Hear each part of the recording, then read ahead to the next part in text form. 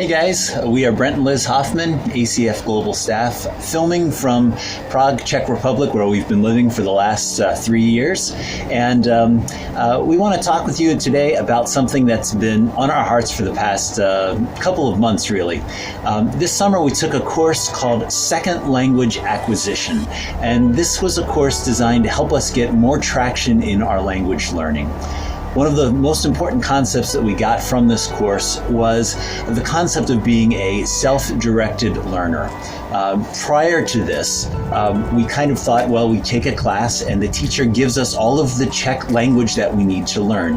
But through this concept of being a self-directed learner, we realized that language learning needs to be a little bit different than that. You want to talk a little bit about what a self-directed learner is? Yeah. So a self-directed learner is someone who realizes that they need to take ownership for their own learning. It's not enough to just go to class and think the teacher's going to teach me everything, my textbook's going to teach me everything.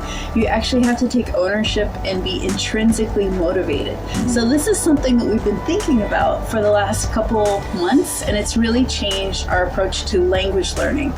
There are some spiritual applications with language learning that we want to share. Yeah. So the first thing is when you're learning a language, typically you have a language teacher or maybe a class or a tutor.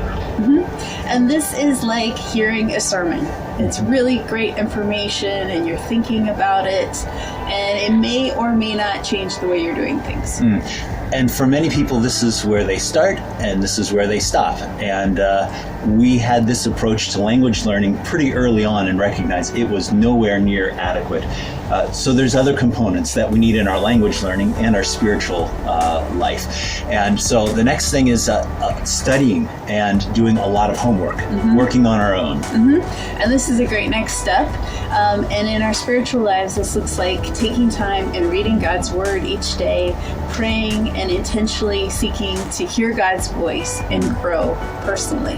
Yeah. Another thing is the whole thing of conversation partners. So each of us has a conversation partner, someone that is a native Czech speaker, and we meet with them and we talk with them for like an hour of as much as we can in Czech. And this is an important thing. Why is this important? This is important because it's really a time to test how much you know and how much you're actually applying and how much you've learned. And so in our spiritual lives, this is like an outpost, joining an outpost, connecting with people each week, having conversations about what you've read, what you've been praying about, what the sermon was about. This is where you start to apply what you're learning. That's so good. And then the last thing is talking to strangers, talking to people in the marketplace. This is where we are just going to the grocery store. We're talking to the person behind the deli counter. We're asking questions. We're just using the language as much as we can in a normal setting. And this is like evangelism or outreach. This is where you get out of your comfort zone and you take a step. It does require boldness and bravery.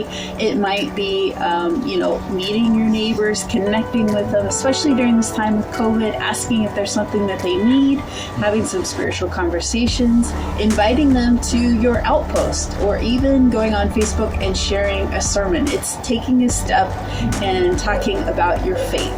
So each one of these components are important for us to learn a language, and each one of these components are important for you as you're owning your own spiritual growth. Not too long ago, we came across a concept. Somebody said that the most important person that we lead is ourselves. And that's a reality, especially as we're facing this whole COVID pandemic.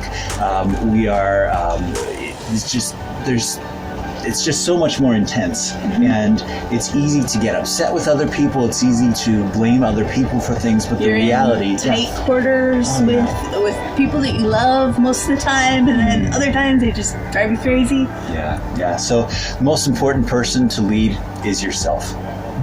So as I was reflecting on all of this with self-directed learners, in our spiritual growth, it made me think of a passage from Ephesians. It's Ephesians 4:1-3 from The Voice, which says, "As a prisoner of the Lord, I urge you, Live a life that is worthy of the calling He has graciously extended to you. Be humble, be gentle, be patient, tolerate one another in an atmosphere thick with love. Make every effort to preserve the unity the Spirit has already created, with peace binding you together. I love that phrase, in an atmosphere thick with love. Yeah.